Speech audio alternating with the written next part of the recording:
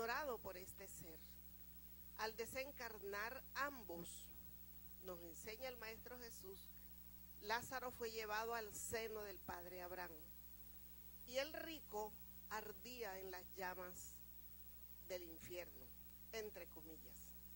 Y éste le pedía al Padre Abraham que permitiera que Lázaro viniera con sus dedos húmedos a refrescar su lengua. Entonces, parece que falsamente se ha interpretado que el Maestro Jesús creía en el infierno, y vamos a mirar que no. Ante esta creencia teníamos otra: la resurrección después del juicio final. El Maestro Jesús toma en alguna enseñanza, especialmente para hablarnos de la caridad, nos habla de ese juicio final, utilizando escenas costumbristas para no salirse del marco contextual en que él enseñaba y llegar con el germen de la verdadera enseñanza, que no era más que el de la caridad. Entonces, ¿qué creía realmente el pueblo? ¿En la resurrección después del juicio final? ¿O creía que todo justo después de su muerte iba al seno del Padre Abraham? Sin embargo, el Maestro Jesús se mantuvo tranquilo porque él era un alma elevada y no se dejó, por supuesto, enredar con aquellas vacilaciones, con aquellas dudas y con aquellas incertidumbres. Él crece en ese ambiente con la claridad meridiana de una alma vasta, con un conocimiento extenso, en un hogar humilde, en donde su padre José, que era carpintero, lo enseña a él en este arte, que era costumbre que todos los hombres intelectuales ejercieran también un arte manual. Prueba de ello es que el gran apóstol Pablo de Tarso, cuando es, digamos, renegado, es abandonado por su familia, por sus amigos, y queda sin recursos, él va a hacer los telares, que era el arte manual que él practicaba o que él aprendió a practicar. El Maestro Jesús trae una enseñanza fundamental en medio de esa isla politeísta, y era la creencia, la confirmación, el mensaje sublime de la divinidad de ese Dios único para todos, porque encontramos en la historia de la Palestina que habían enemigos de los hebreos, y los hebreos estaban convencidos que Dios iba a estar del lado de ellos y que el ejército opuesto era enemigo de Dios, o Dios era enemigo de ellos. El Maestro Jesús vino a limpiar ese concepto, diciéndonos que Dios es Padre de todos, que somos hermanos de toda la humanidad, y Él viene a concentrar su amor precisamente a la humanidad. Entonces, este primer concepto de un Dios único es la fuerza del mensaje de Jesús. El Dios de Jesús es nuestro Padre y es el Dios de la humanidad. Básicamente, había un concepto muy materialista en todas estas creencias, y tenemos entonces que el Maestro Jesús empieza a hablar de ese Padre universal, de ese Padre de amor y de justicia, y empieza a hablar de la vida futura, porque el concepto de la reencarnación, que no estaba claro, sino llamado resurrección, un juicio final, había un descanso para el justo, pero no hablaba con mucha claridad de lo que era la vida futura, la vida espiritual, que fue otra de las enseñanzas que él nos esclarece. ¿Cuál es la razón por la cual nosotros estamos encarnados? Tenemos que encontrar el camino que nos permita llegar a una vida espiritual saludable, llegar a una reconciliación con Dios desde esta existencia, y encontrar el camino de adquirir esas virtudes y consolidarlas para poder nosotros tener garantía de una vida espiritual feliz, digamos, teniendo ese reino de los cielos. Pero ese reino de los cielos que todos nosotros nos imaginábamos en esas 7 esferas, en esos conceptos externos, el Maestro Jesús lo reduce al corazón. Cuando nos dice, el reino de los cielos está en vosotros, especialmente porque muchas personas se le acercaban pidiendo demostraciones de dónde se encontraba ese reino de los cielos. Y él, de una manera muy sutil, les hace ver que no hay espectáculo fuera del ser, sino dentro de su corazón, donde va a encontrar realmente ese reino de los cielos. Ese reino de los cielos específicamente hace un llamado para los humildes y para los mansos. Entonces los poderosos, los portentosos, los que se imaginan que pueden comprar ese reino de los cielos, tienen que modificar su orgullo, su vanidad, porque él era ajeno a todo eso, muy distante de todo eso. Y a este pueblo, en donde él toma la vida física, era un pueblo orgulloso, un pueblo muy egoísta, y todas aquellas situaciones iban dejando un manantial de tristeza en los corazones de estos hermanos. Él predicaba todos los deberes, nos dice aquí, de la ley, y tenemos que saber de qué ley estamos hablando. Este pueblo judío asumía por tradición la ley del Antiguo Testamento, la ley mosaica, y si nos remontamos un poquito, Moisés era el legislador, pero también era el sacerdote. Entonces él tenía leyes que eran promulgadas por él como un legislador, y esas leyes se combinaban con las leyes divinas.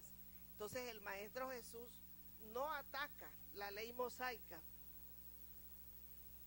pero él explica y aclara que esa ley, en la parte de la ley moral, tiene que ser desarrollada, tiene que ser cumplida y tiene que llegar al ser para que él pueda cumplir esa ley como debe ser.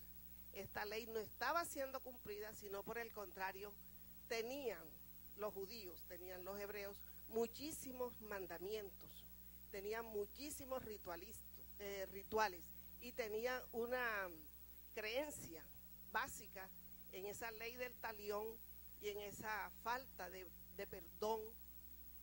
Es decir, había muchas cosas en esas leyes que fueron útiles, necesarias, pero que ya habían quemado su ciclo, y por esa razón el Maestro Jesús modifica radicalmente esta ley.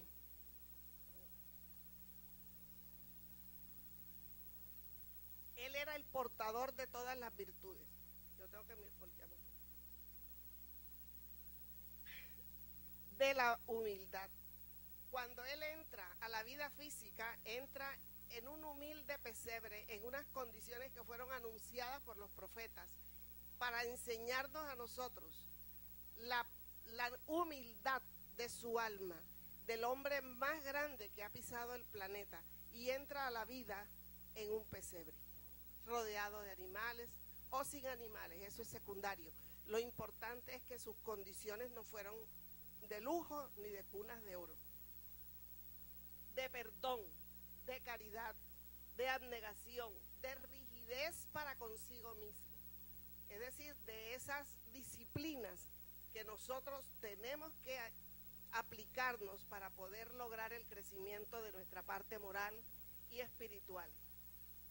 Y se hallan todas ellas en sus enseñanzas, especialmente, y ayer Divaldo nos tocaba este punto, con relación a la justicia como ley. Él decía una frase que ya era conocida: haced a los hombres todo aquello que tú quieras que los hombres te hagan.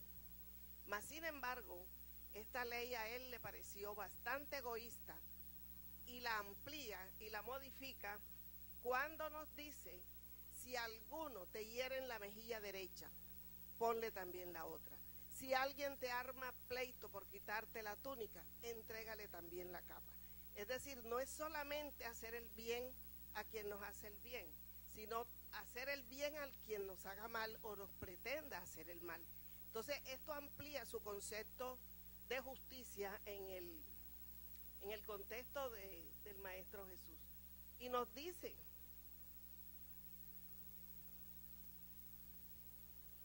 Si tu ojo es motivo de escándalo, si tu mano es motivo de escándalo, sácalo y arrójalo fuera de ti.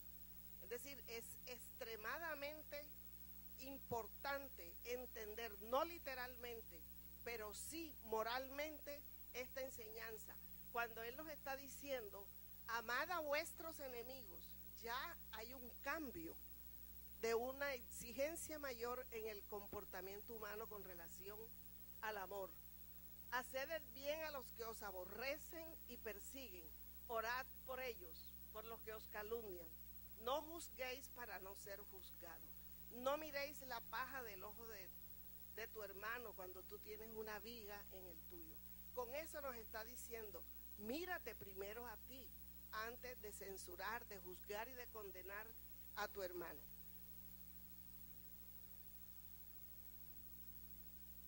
Cuando Él nos habla, y este capítulo 17 hermoso, de ser perfectos, como nuestro Padre Celestial es perfecto, nos está diciendo que si nosotros también queremos recibir misericordia, nuestro Padre nos las dará si somos misericordiosos, que es mucha mayor dicha dar que recibir.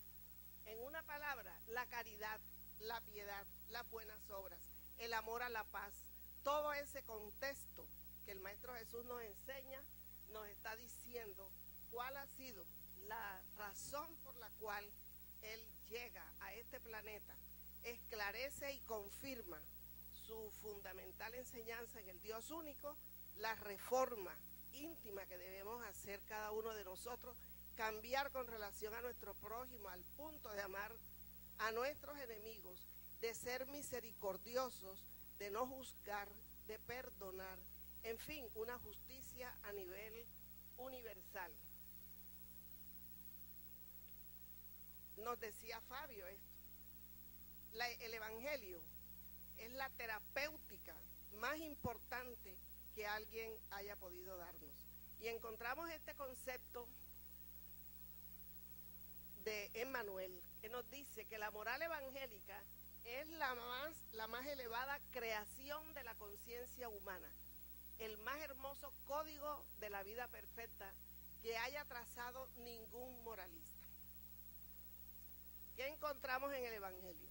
Una enseñanza profunda, amorosa, diferente, y cuando nosotros entendemos que esa ley mosaica sufre una transformación radical, cuando el Maestro Jesús le contesta a uno de los que se le acercan cuál es el mayor de los mandamientos, porque la verdad que además de los 10 que recibió Moisés, había muchísimos mandamientos que tenían que ver con la parte exterior, con los rituales, con las lavadas de las manos, en fin.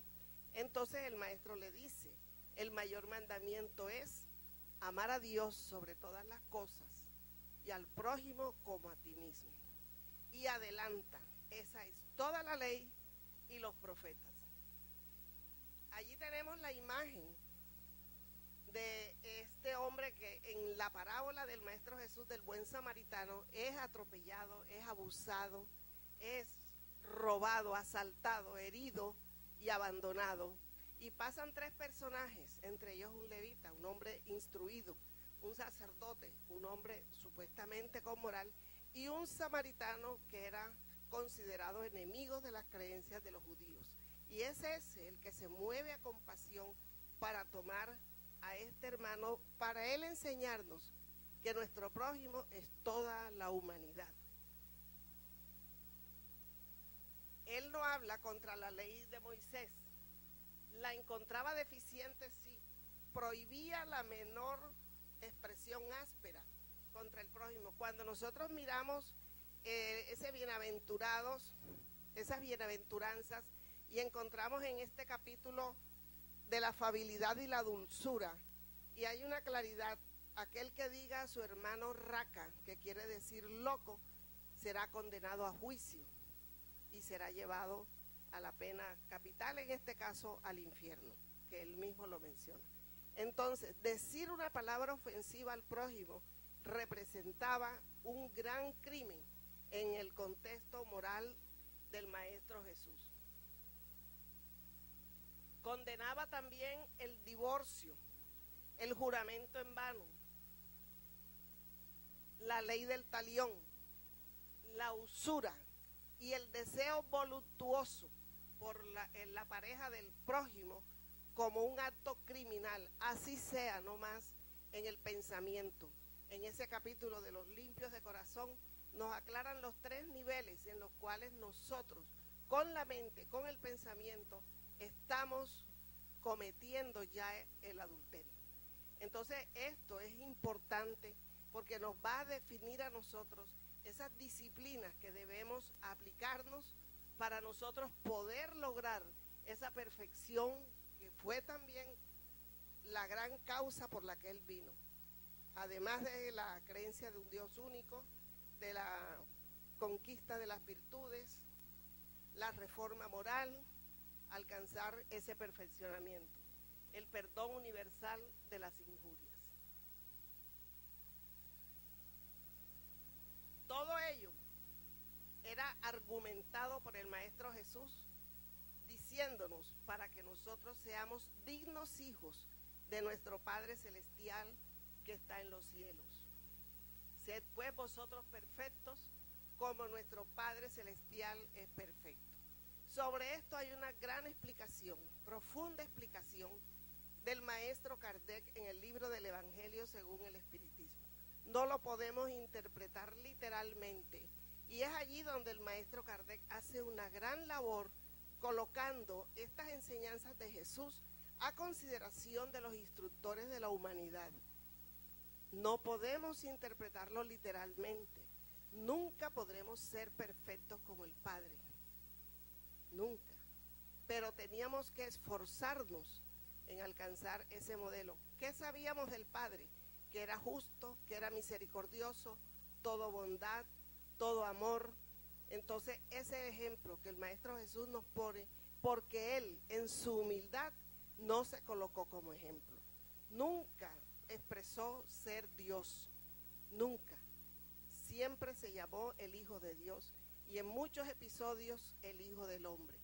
Entonces todos estos argumentos con los cuales el Maestro Jesús nos enseñaba su nueva doctrina era para decirnos a nosotros cuál es el camino que nosotros tenemos que tomar para lograr llegar a esa vida futura que realmente es muy importante para todos los hermanos de la humanidad, cuando Él es nuestro guía, digamos nuestro gobernador y el responsable, el que aceptó la misión de venir a la tierra para enseñarnos.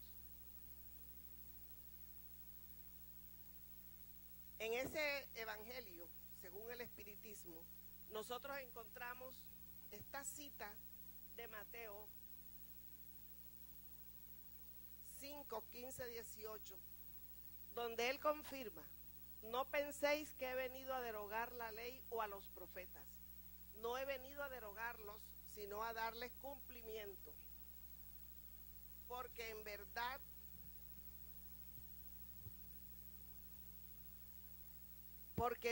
os digo que el cielo y la tierra no pasarán sin que todo lo que está en la ley se haya cumplido perfectamente. No pasarán mientras quede una sola jota y un solo punto. Él no vino a derogar la ley, pero la vino a desarrollar, le vino a dar cumplimiento. ¿A cuál ley? A la ley moral que Moisés vincula con su ley terrenal, y ninguna de las dos estaba cumpliendo. La ley terrenal ya había cumplido su ciclo y la ley moral estaba deficiente. Encontramos otra de las razones por las cuales el Maestro Jesús vino a la tierra. Vino a dar cumplimiento a las profecías que anunciaban su venida, cómo vino, en qué lugar nacería, de dónde nacería, todo aquello que estaba vinculado con su retorno o su encarnación en el planeta Tierra.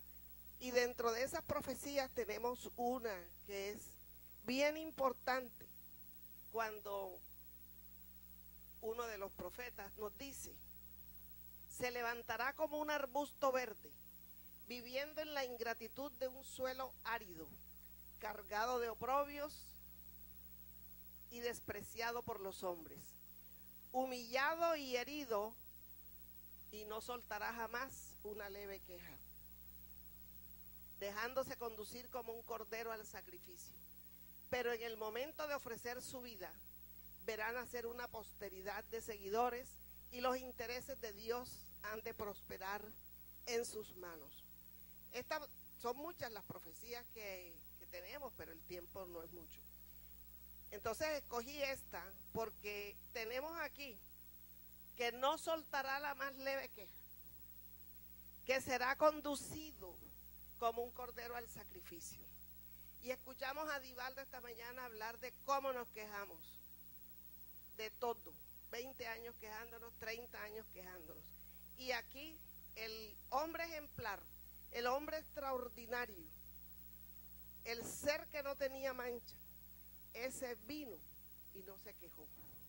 Ese ser que nos dijo, no le hace daño al hombre lo que entra por la boca, sino lo que sale de ella, porque sale del corazón lleno de pasiones, lleno de imperfecciones. Ese ser que vino a darnos con su ejemplo todas esas enseñanzas, él se levantó, se enfrentó a los hipócritas, a la casta sacerdotal. Él a los devotos, aquellos que hacían ayunos y abstinencias prolongadas, también les hablaba diciendo que no debían tener esa conducta, aprovechándose del dolor, de la ignorancia de las viudas y de los huérfanos, para que con largas oraciones no les quitaran sus fortunas o sus derechos herenciales. Sus primeros discípulos, cuando él inicia, digamos, su mesianato, cuando aún no tenía discípulos, él sale y camina y se acerca a Cafarnaúm, y el señor Humberto de Campos nos hace una descripción maravillosa en el libro La Buena Nueva, donde coloca unos paisajes preciosos, y no podemos imaginarnos la belleza de esta descripción, sino así, un lago de aguas tranquilas, un fresco, un verdor, flores, perfumes, y él ve a unos hombres pescando, y hay un llamado para ellos, y se acerca y les dice: Simón y Andrés, hijos de Jonás, ¿qué hace? Pescando. Yo los invito a pescar almas y a instituir el reino de los cielos aquí en la tierra. Estos hombres sintieron una conmoción a este llamado, que realmente no fue una casualidad, había una programación, y soltaron sus redes y le dijeron: Señor, te seguimos. Y con ellos dos sigue caminando y busca hacia la plaza principal de Cafarnaúm, y encuentra allí un trabajador oficial, digamos, un empleado del Estado, y lo mira y le dice: ¿tú qué haces ahí? Yo soy cobrador de impuestos. Te invito para que vengas conmigo a cobrar los bienes que han de enriquecer el mundo espiritual aquí en la tierra. Estoy listo, maestro. Leví, que en este momento se llamaba Leví, deja todo su trabajo y junto con Simón Pedro y Andrés, que eran hermanos, continúan con el Maestro Jesús. Y con ellos tres, esto es importante porque con ellos tres, él va a la plaza pública y la gente comienza a aglomerarse y comienza la primera prédica del Maestro Jesús, ya en su tarea de divulgación de ese reino de los cielos y de lo que teníamos que hacer para que en ese momento empezaran nuestros corazones a sensibilizarse. Es allí donde se da el primer ágape espiritual que anuncia la era de la espiritualidad en el mundo. Esta diapositiva la tenemos en el libro Jesús y la actualidad, en su carátula. Todos ellos, todos los que recibieron este consuelo y estas palabras, todos estos hermanos, volvían hacia el Maestro Jesús por esa exhortación que él hacía. Venid a mí todos los que estáis cargados y afligidos, todos los que sufrís de hambre y sed de justicia, y yo os aliviaré. Para un pueblo oprimido, para un pueblo sufrido, una exhortación de esta es un llamado imperioso. Y es así como él comienza a emanar sus fluidos sanadores y a devolverles a los hombres, digamos no como milagros, sino como una compensación a un sufrimiento que en su ciclo ya se había vencido. Entonces tenemos que desde el pesebre hasta el Calvario, que es la época de los 33 años que conocemos de la vida de Jesús, tenemos ese himno de esperanza que va a llegar hacia las almas esparciendo un perfume de fortaleza, un perfume de conciliación y un perfume de alegría para todos aquellos que tenían en sus vidas mucho dolor, mucha aflicción y que estaban esperando que se cumplieran esas profecías, que estaban esperando la llegada del Mesías. Sin embargo, hay un periodo de su vida, y esto nos lo dice Manuel en A Caminos de la Luz, en donde unos iniciados a orillas del Mar Muerto se retiran y con pequeños grupos de adeptos estudian doctrinas secretas con leyes superiores de la vida. Y es allí donde los esenios, que tienen unas creencias, digamos, interesantes, creían en la preexistencia, en la inmortalidad y rendían culto a Dios en espíritu. Se cree lógicamente que el maestro pasó allí los años anteriores a iniciar su mesianato. Aún conociendo, esto va rápido,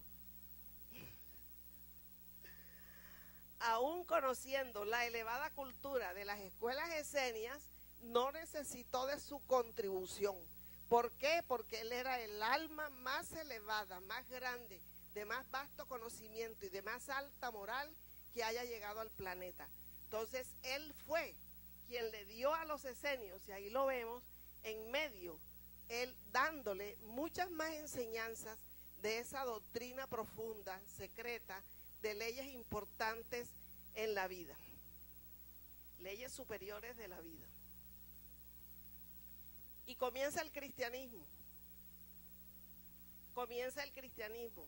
que tenemos que reconocer en Moisés, en esas soledades pedregosas del monte Sinaí, cuando él conducía a ese pueblo a la liberación hacia la tierra prometida, el pueblo hebreo.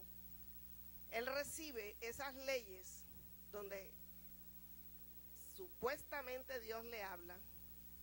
Sabemos que Jehová, encontramos en nuestros estudios, en lo invisible, el maestro León Denis nos aclara que Jehová no era Dios, sino era el guía espiritual del pueblo hebreo.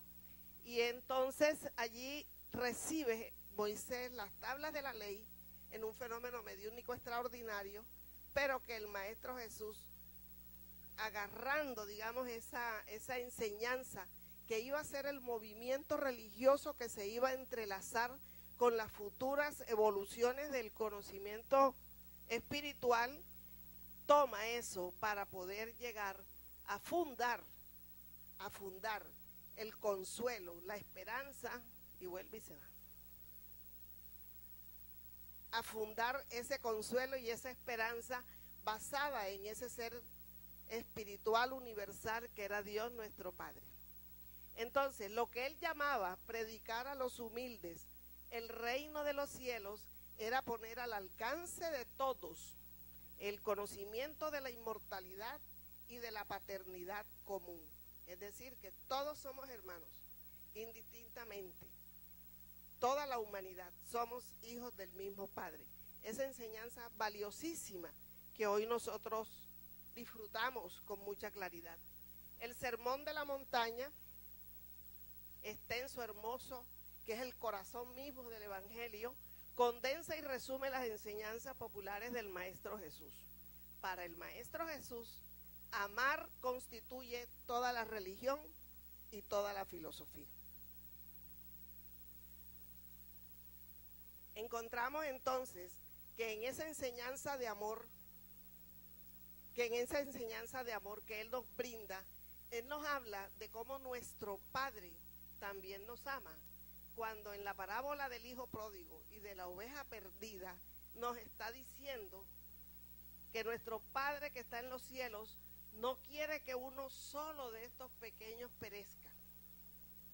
Divaldo, en un aniversario de Juana de Ángelis, nos hace una explicación extraordinaria de esa parábola del hijo pródigo, una explicación psicológica que Juana de Ángelis le brinda en el libro En Busca de la Verdad.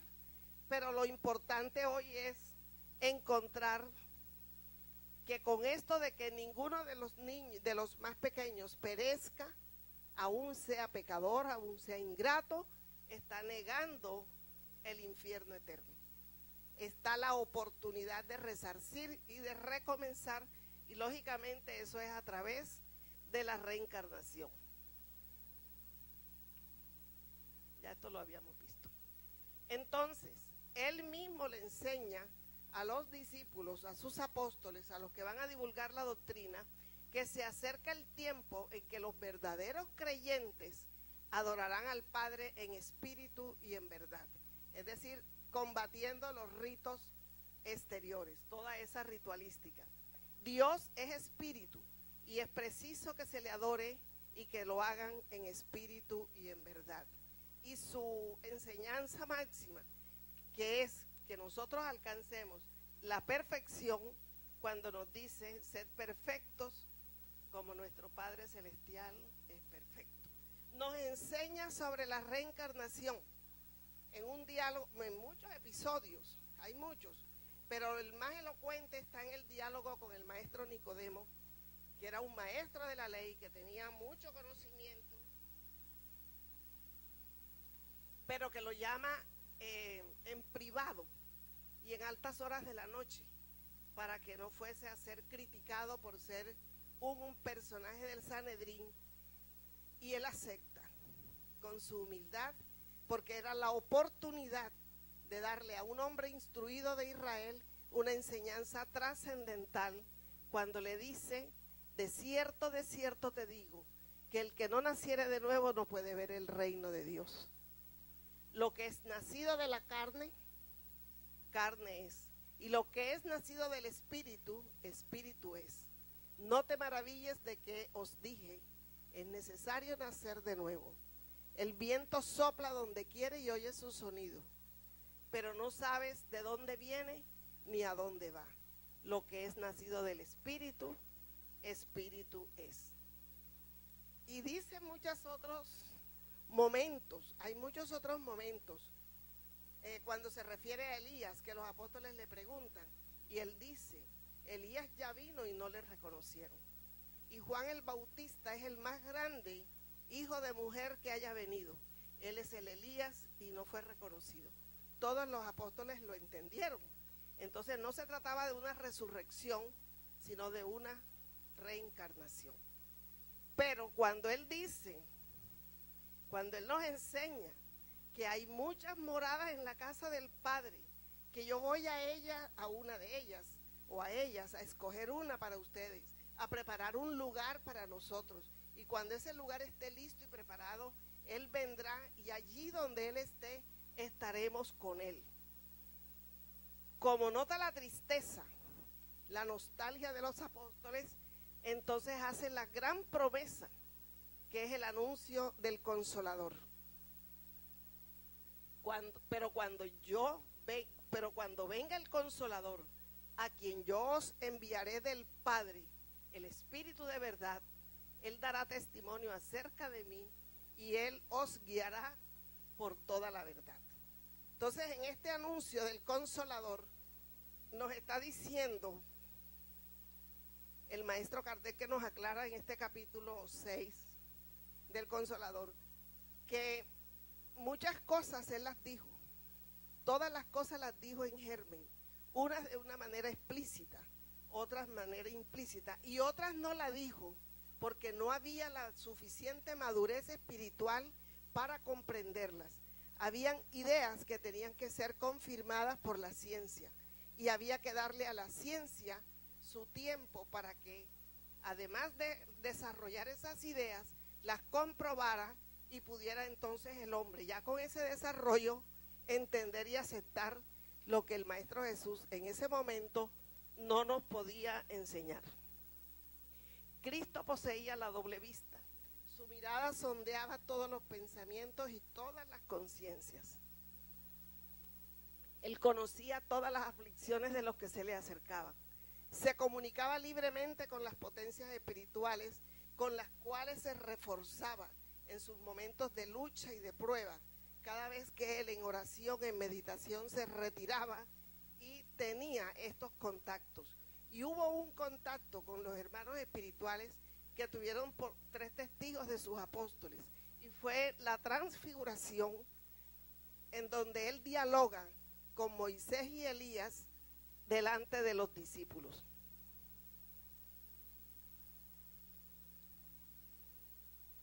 En la conversión de Pablo, él aparece materializado a los ojos de Pablo en las puertas de Damasco.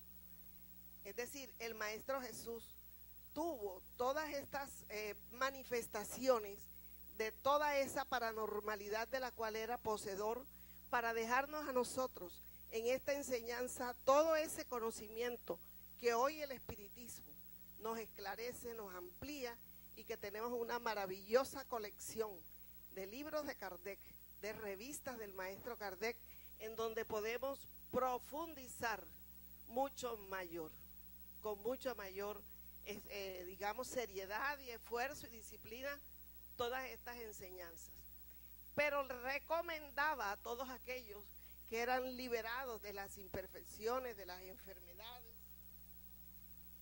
y de las situaciones adversas, que por favor no volvieran a pecar. Con esta recomendación, este clamor de no volver a pecar, él estaba poniendo a salvo a estos amigos, a estos hermanos que podían reincidir en sus faltas y podían sucederle cosas peores. A todos ellos, a María de Magdala, a la adúltera, cada vez que él tenía una ocasión de dar una enseñanza y que sabía que se iba a dar, tenía este clamor y esta recomendación. Él trajo a la humanidad una propuesta psicoterapéutica, nos dice Juana de Ángelis. Esa propuesta psicoterapéutica preventiva y curativa, para que nosotros, con la enseñanza contenida en el Evangelio, sepamos defendernos de ese pasado delictuoso del cual todos somos portadores, que de una u otra manera tenemos enfermedades en el alma, y que esas enfermedades en el alma podemos erradicarlas, no necesariamente a través de enfermedades dolorosas, sino a través del amor y de nuestra reforma personal. Sus palabras de vida eterna perduran como luz a través de los siglos, señalando los rumbos que la humanidad debe tomar. Y tenemos aquí la doctrina espírita con sus 2 mandamientos fundamentales. Amaos, el primer mandamiento; instruíos, he aquí el segundo. Maestro Jesús, fuente de amor universal. Fue su mensaje de esperanza el que hizo que sus palabras se eternizaran, que ya llevamos siglos y siglos y siglos sin cumplir cabalmente con esas enseñanzas. La palabra evangélica y espírita es cimiento de luz para la construcción del altar del bien y templo de la felicidad humana para siempre. Entonces la palabra evangélica y espírita nos está diciendo que en el espiritismo, en el evangelio, según el espiritismo, en esa compilación que hizo el Maestro Kardec, nosotros tenemos todos los recursos para lograr nuestra verdadera felicidad. Jesús un hombre extraordinario, poseedor de una paranormalidad de características muy especiales. No hizo espectáculo con sus facultades mediúnicas extraordinarias. Él curó en la intimidad. Él tenía tanta austeridad, tanta seriedad en lo que hacía, que en el ambiente doméstico pudo curar a la suegra de Simón Pedro de unas fiebres que ella sufría. E igualmente su poder, su irradiación, su paranormalidad llegaba a ordenar a la naturaleza cuando ésta se encrespaba. Y es así como él calma las aguas encrespadas de este mar de Galilea delante de los testigos. Y de ese poder del que él se revestía, jamás atentó contra los códigos universales de la vida. Juana de Ángelis nos dice, su mensaje se dirigía a los enfermos del alma. Su clamor de advertencia constituye la terapia ideal, porque es aquella que además de evitar la dolencia o curarla, predispone al enfermo a no afectarse más, permaneciendo por encima de los factores perturbadores y causantes de las degeneraciones habituales, que pueden ser de orden físico, emocional, psíquico y moral. Entonces encontramos en este tratado de psicología transpersonal todas aquellas conductas que van a lograr que nosotros recuperemos nuestra salud y recuperemos el camino correcto. Él identifica también la mediunidad como una facultad neutra, pues la puede poseer el perverso, el inferior, el delincuente, como el hombre culto, el hombre misionero, el hombre de bien. Siempre que haya una conducta saludable y que esté vinculada al Padre, como el caso de Chico Javier, vamos a tener una mediunidad clamorosa, esplendorosa, y también como la de nuestro querido Divaldo. Entonces, es emocionante constatar, constatar que el terapeuta por excelencia jamás se niega a atender a cualquier paciente en el momento que lo requiera, ¿verdad? Siempre que este paciente, en este caso el enfermo del alma, permita que se entre a su corazón a esos tugurios de sufrimiento del cual todos nosotros somos portadores. Encontramos entonces un grupo de aquellos que fueron llamados a formar la tercera revelación, los instructores de la humanidad, y la recomendación básica, que es el Evangelio según el Espiritismo. Regocijémonos pues, dice Juana de Ángelis, todos los seres humanos con ese mensaje de Jesús, dejándonos penetrar por la propuesta de salud moral y de paz real que proporciona, porque los sanos no necesitan de médico y los enfermos somos nosotros, que necesitamos de ese practicar del bien, del amor, de la caridad. En nuestros centros espíritas,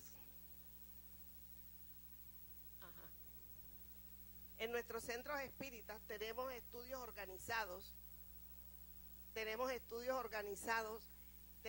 estudios del ESDE, tenemos estudios de las obras básicas, tenemos estudios de las ampliaciones de una riqueza espiritual, una ampliación de las enseñanzas de Jesús, de los espíritus superiores, a través de los diferentes medium que han sido medium ejemplares y que nosotros con toda confianza podemos instruirnos con esa ampliación, pero comenzando siempre por el principio, la codificación de Allan Kardec, y especialmente en la conmemoración de la tercera obra, el Evangelio según el Espiritismo. Mis amigos,